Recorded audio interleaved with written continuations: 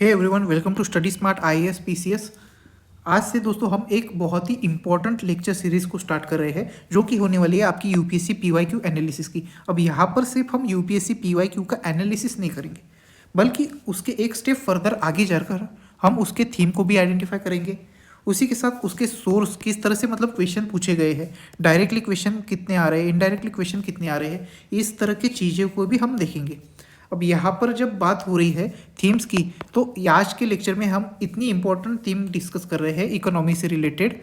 अब देखिए, इस थीम से हर बार दो क्वेश्चन तो मिनिमम आते ही है, एक डायरेक्टली और एक इनडायरेक्टली। तो चलिए इसी के साथ हम स्टार्ट करते हैं हमारे फर्स्ट लेक्चर को और देखते हैं कौन सी है वो थीम।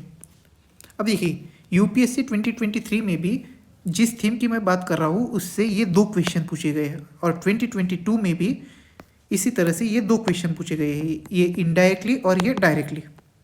यहाँ पर ये दोनों क्वेश्चन डायरेक्टली पूछे गए हैं।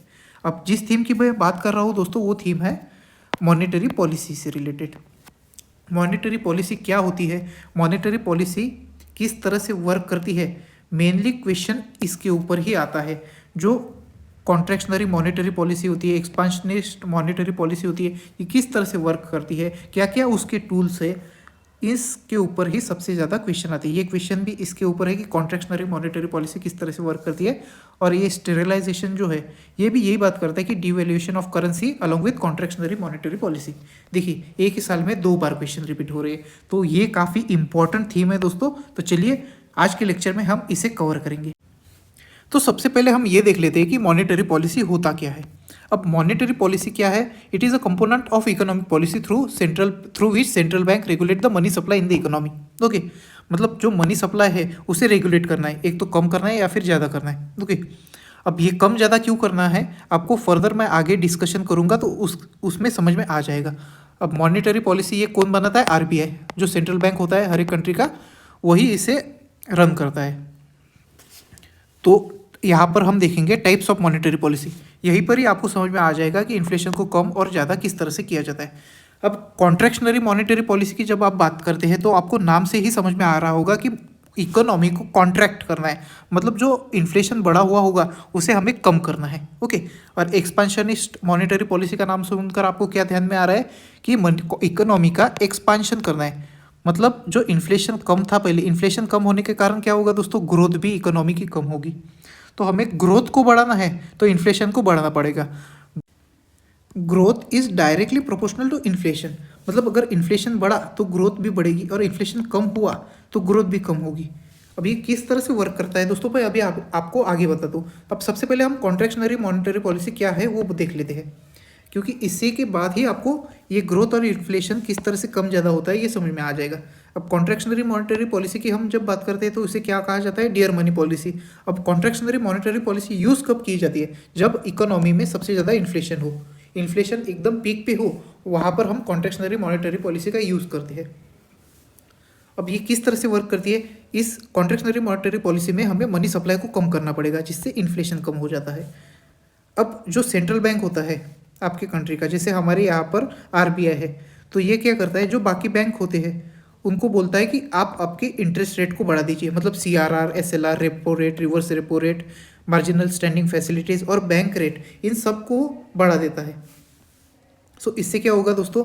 इंटरेस्ट रेट बढ़ जाएगा। इंटरेस्ट रेट बढ़ने के कारण क्या होगा? जो लोग हैं हमारी इकोनॉमी के अंदर, जो पीपल है, वो क्या करेंगे? एक उनके पास दो ऑप्शन होते हैं, एक तो वो इन्वेस्टमेंट करते हैं या फिर सेविंग्स करते हैं बैंक के अंदर। अब इन्वेस्टमेंट एक रिस्की फैक्टर होता है, और सेविंग करने के बाद अच्छा खासा रिटर्न आ रहा है विदाउट एनी रिस्क, तो लोग क्या प्रेफर करेंगे? सेविंग करना। सो मतलब इंटरेस्ट रेट बढ़ गया तो लोग क्या प्रेफर करेंगे? सेविंग करना। मतलब सेविंग्स के लिए इंकरेजमेंट मिल रहा है। अब सेविंग्स करने के लिए लोगों को इंकरेजमेंट मिल रहा है तो लोग क्या करेंगे? सेविंग्स करेंगे, यानी कि इन्वेस्टमेंट कम हो जाएगा। अब इन्वेस्टमेंट कम हो रहा है दोस्तों, तो क्या एम्प्लॉयमेंट जनरेट होगी? सो एम्प्लॉयमेंट जनरेट नहीं होगी, एम्प्लॉयमेंट भी कम हो जाएगी। अब एम्प्लॉयमेंट कम हो रही है तो मतलब क्या हो रहा है? परचेसिंग पावर कम हो रही है। ओके, लोगों के पास पैसा ही नहीं होगा, एम्प्लॉयमेंट नहीं होगी तो पैसा नहीं होगा। अब लोगों के पास परचेसिंग पावर नहीं होगी, परचेसिंग पावर नहीं है तो क्या होगा? मनी सप्लाई रहेगा इकोनॉमी में तो मनी सप्लाई भी कम हो जाएगा। परचेसिंग पावर नहीं है तो परचेसिंग पावर कम होगी तो मनी सप्लाई भी कम हो जाएगा। मनी सप्लाई कम हो रहा मतलब एग्रीगेट डिमांड कम हो रही इकोनॉमी की, क्योंकि अगर मनी ही नहीं है मार्केट में तो क्या लोग डिमांड करने की सोचे कि अब मेरे पास मनी ही नहीं है। अब डिमांड की डिफिनेशन क्या होती है? A person will create demand only if he is willing and able to buy. अब मैं बहुत ज़्यादा विलिंग हूँ, मेरे को बहुत सारी चीज़ें खरीदने हैं, लेकिन मैं एबल ही नहीं हूँ, तो क्या मैं डिमांड क्रिएट कर सकूँगा? नहीं कर सकूँगा ना। तो यहाँ पर डिमांड भी कम हो जाएगी। अब डिमांड कम हो रही है तो जो रुपी है वो अप्रिशिएट कर जाएगा, और रुपी अप्रिशिएट करने के कारण क्या होगा दोस्तों? इन्फ्लेशन कम हो जाएगा। रुपी अप्रिशिएट करना मतलब क्या? जो पहले $1 इज इक्वल्स टू 90 रुपीज़ थे, अब वही $1 इज इक्वल्स टू 80 रुपीज़ हो जाएंगे। ओके, इसे अप्रिसिएशन कहते हैं। सो रुपी अप्रिशिएट कर जाएगा, मतलब डॉलर यहाँ पर सस्ता हो जा रहा है। पहले डॉलर महंगा था तो अब वो सस्ता हो जा रहा है। अब डॉलर सस्ता हो गया तो हम इसे क्या कह सकते हैं कि इन्फ्लेशन हमारे कंट्रोल में आ गया। ओके, सो यही इसी तरह से चीज़ें वर्क करती है। सो सेंट्रल बैंक क्या करती है? जो इंटरेस्ट रेट है उन्हें बढ़ा देती है, सेल ऑफ गवर्नमेंट सिक्योरिटीज कर देती है, जिसके कारण क्या होता है दोस्तों? Money supply in the economy will reduce. It will also reduce the purchasing power of the people, and this purchasing power if it is reduce then it will also reduce the aggregate demand in the economy. उससे क्या होगा? जो import और export होते हैं वहाँ पर dollar की जो डिमांड होती है वो कम हो जाएगी। अब डॉलर की डिमांड कम हो रही मतलब क्या हो रहा है? डॉलर सस्ता हो जा रहा है। सो डॉलर यहाँ पर सस्ता हो गया, $1 इज इक्वल टू 80 रुपीज़ हो गया 90 के बदले में। सो मतलब क्या हो रहा है? यहाँ पर रुपी अप्रिशिएट कर रहा है, रुपी का भाव बढ़ रहा है, मतलब रुपी की डिमांड बढ़ रही है। सो रुपी अप्रिशिएट हो रहा है। अब इसके कारण क्या होगा दोस्तों? इन्फ्लेशन कम हो जाएगा। लेकिन इन्फ्लेशन कम होने के कारण एक और डिमेरिट भी आता है उसके साथ, जो कि ग्रोथ भी कम कर देता है। ग्रोथ, एम्प्लॉयमेंट अपॉर्चुनिटीज़ यहाँ पर कम हो जाती है जब हम कॉन्ट्रैक्शनरी मॉनेटरी पॉलिसी का यूज़ करते हैं। ओके, तो उम्मीद करता हूँ दोस्तों आपको कॉन्ट्रैक्शनरी मॉनेटरी पॉलिसी किस तरह से वर्क करती है ये समझ में आ गया होगा। तो चलिए अब हम देखते हैं एक्सपांशनरी मॉनेटरी पॉलिसी किस तरह से वर्क करती है। अब देखिए, जब बात एक्सपांशनरी मॉनेटरी पॉलिसी की होती है ना, तो यहाँ पर हमें क्या करना है? इकोनॉमी का एक्सपांशन करना है। इकोनॉमी का एक्सपांशन मतलब जो मनी सप्लाई है उसे हमें बढ़ाना है। अब मनी सप्लाई बढ़ने के कारण क्या हो जाएगा दोस्तों? इन्फ्लेशन बढ़ेगा। इन्फ्लेशन बढ़ने के कारण क्या हो जाएगा दोस्तों? ये ग्रोथ बढ़ेगी, हमारी ग्रोथ विल इंक्रीज। अब हमें मनी सप्लाई किस तरह से बढ़ाना पड़ेगा? जो इंटरेस्ट रेट होते हैं दोस्तों उसे कम कर देना पड़ेगा, जिससे लोगों का जो ध्यान होता है सेविंग्स के तरफ, उससे हटकर वो इन्वेस्टमेंट की तरफ आ जाएगा।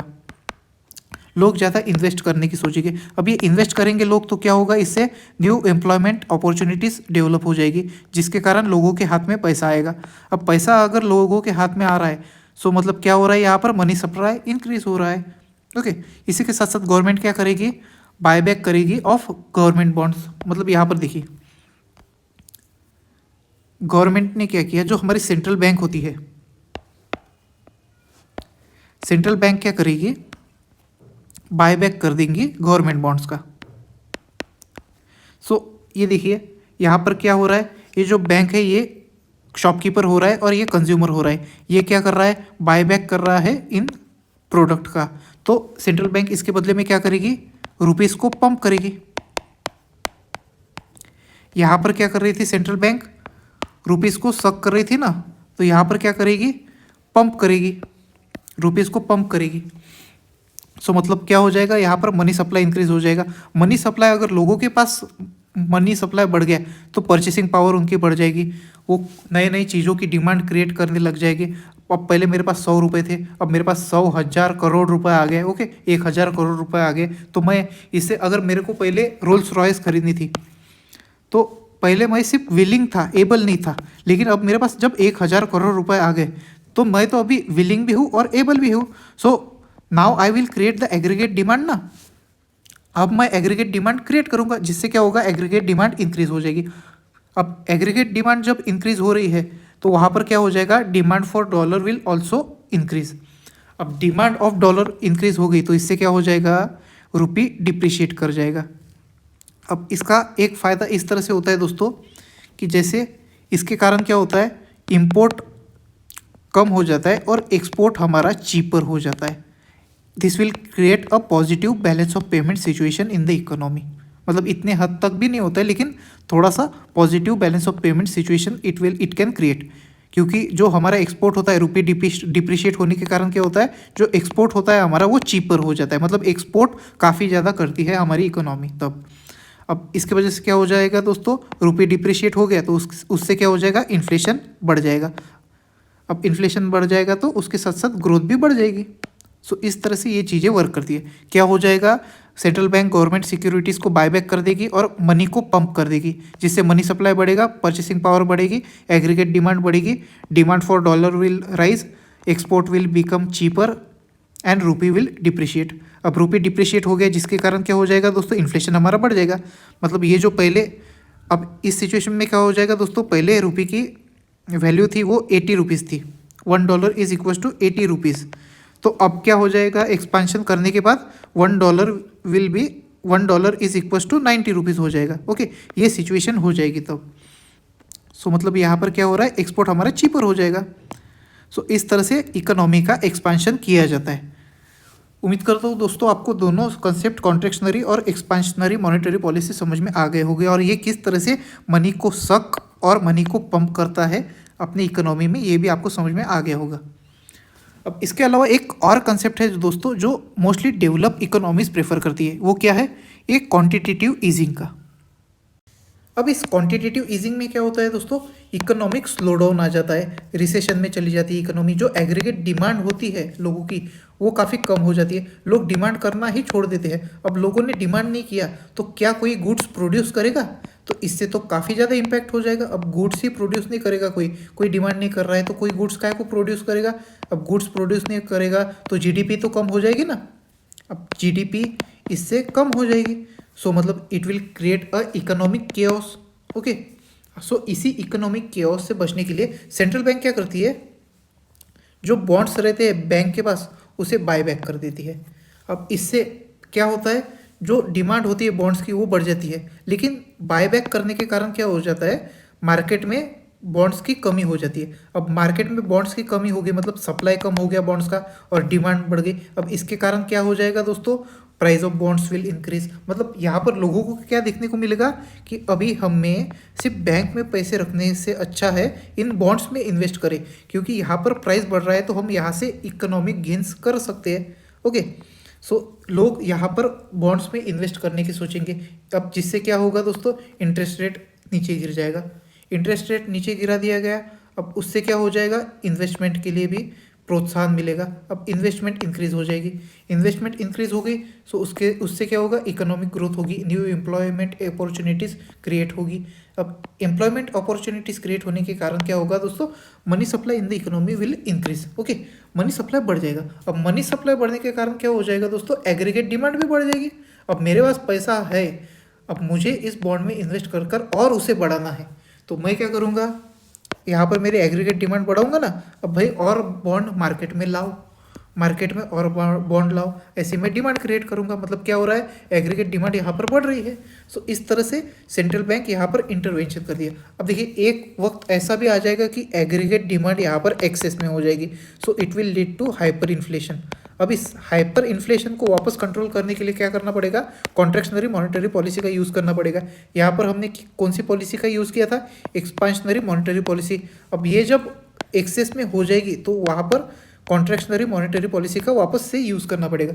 अब इसी तरह से चीज़ें चलती है दोस्तों, कभी एक्सपांशनरी मॉनेटरी पॉलिसी का यूज़ किया जाता है और कभी कॉन्ट्रैक्शनरी। अब ये दोनों का भी इस तरह से यूज़ किया जाता है to establish market equilibrium.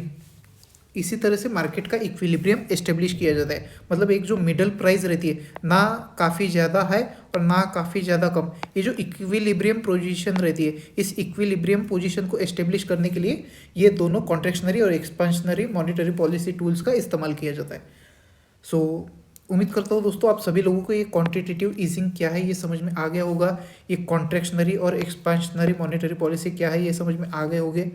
Okay, सो अब हम क्वेश्चन की तरफ जाते हैं। अब देखिए यहाँ पर क्वेश्चन में हमें क्या देखने को मिल रहा है, in post pandemic recent past many central bank in the world wide has carried out interest rate hike. मतलब इंटरेस्ट रेट को बढ़ाया गया है। सो यहाँ पर क्या किया गया है, कॉन्ट्रैक्शनरी मॉनेटरी पॉलिसी का यूज़ किया गया है। मतलब यहाँ पर सबसे पहले इन्फ्लेशन था, इन्फ्लेशन काफ़ी ज़्यादा हाई था। ओके, अब सेकेंड स्टेटमेंट क्या कह रही है, central bank generally assume that they have the ability to counter react the rising consumer prices via monetary policy means, मतलब क्या बात कर रहा है, ये जो राइजिंग कंज्यूमर प्राइसेस है इसका मतलब क्या होता है दोस्तों, इन्फ्लेशन।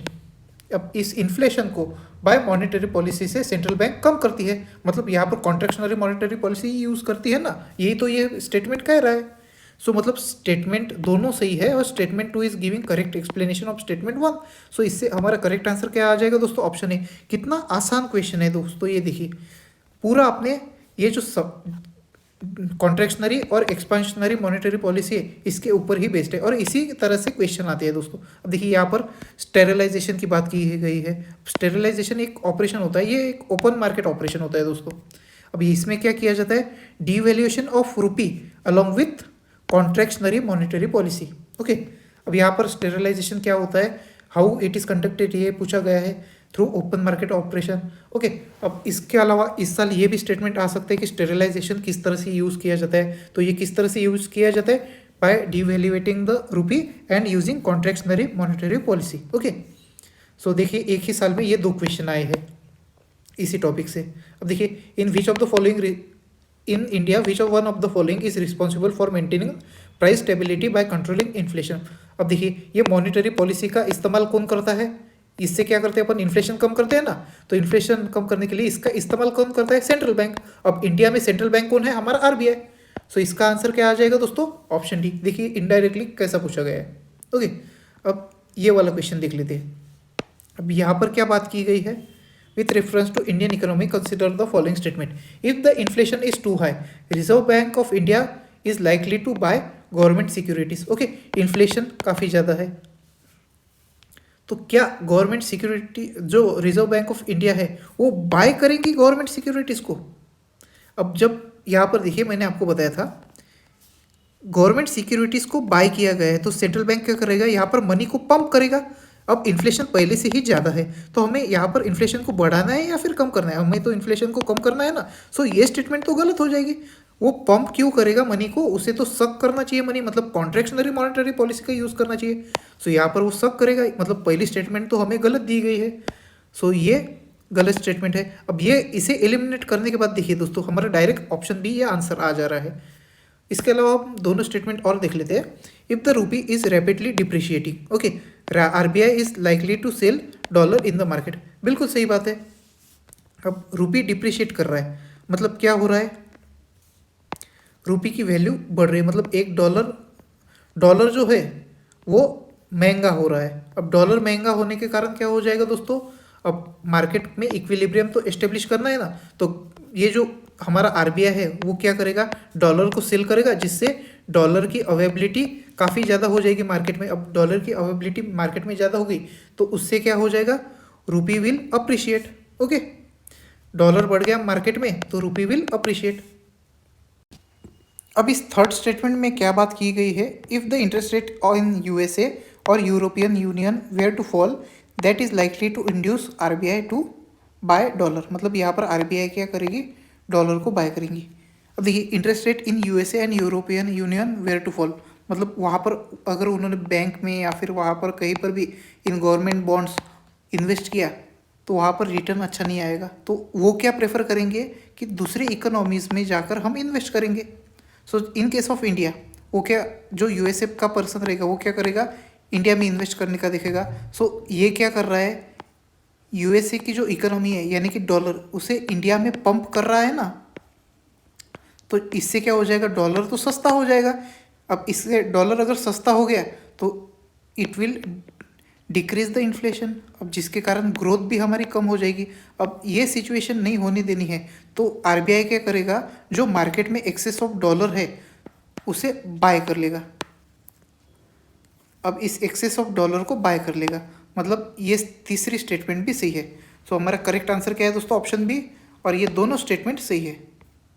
उम्मीद करता हूँ दोस्तों आप सभी लोगों को ये क्वेश्चन क्या कह रहा है, ये क्वेश्चन किस तरह से है, स्टेटमेंट का मीनिंग क्या है, ये समझ में आ गया होगा। इन्फ्लेशन किस तरह से कम होता है, किस तरह से ज़्यादा होता है, ये सब चीज़ें समझ में आ गई होगी। इन्फ्लेशन को कंट्रोल कौन करता है, आरबीआई, जो कंट्री का सेंट्रल बैंक होता है वही इसे इन्फ्लेशन को कंट्रोल करता है through monetary policy. So I hope all of you enjoyed this lecture. और अगर आपको ये वीडियो अच्छा लगा हो तो इस वीडियो को लाइक ज़रूर कीजिए। ये लाइक और कमेंट से ही हमें पता चलता है, यही हम आपके और हमारे बीच का कम्युनिकेशन का मीडियम है, जिससे हमें पता चले कि ये लेक्चर आपको अच्छे लग रहे हैं और हम इसे और अच्छे फ्रिक्वेंसी के साथ कंटिन्यू करें। ओके, सो हमें कमेंट सेक्शन में ज़रूर बताइए कि आपको ये कंसेप्ट समझ में आ गए हैं या फिर नहीं। और अगर आपको कोई कंसेप्ट के ऊपर वीडियो चाहिए होगा तो वो भी हमें ज़रूर बताइए। तो ऐसे ही धमाकेदार टॉपिक के साथ चलिए मिलते हैं हमारे नेक्स्ट वीडियो में।